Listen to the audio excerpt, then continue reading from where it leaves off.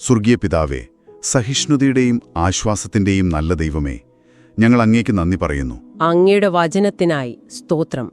റോമർ 15 ഈ ഭാഗത്തിനായി ഞങ്ങൾ നന്ദി പറയുന്നു പിതാവേ.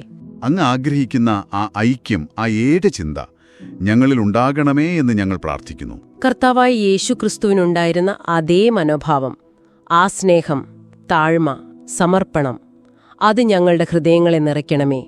ഞങ്ങളുടെ ഇടയിലുള്ള ഭിന്നതകളെ അങ്ങയുടെ കൃപയാൽ മാറ്റണമേ.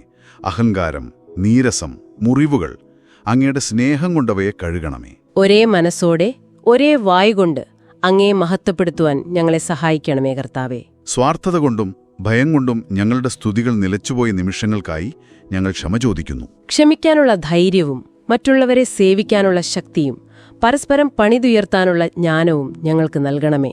ഈ വാക്കുകൾ കേൾക്കുന്ന ഓരോ മകനെയും മകളെയും അങ്ങയുടെ സമാധാനം കൊണ്ട് നിറയ്ക്കണമേ. അവരുടെ ആവശ്യങ്ങൾ അങ്ങ് അറിയുന്നുവല്ലോ.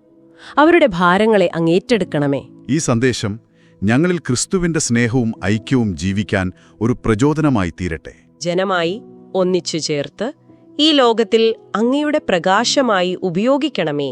യേശുക്രിസ്തുവിന്റെ പരിശുദ്ധ നാമത്തിൽ തന്നെ. ആമേൻ. ആമേൻ.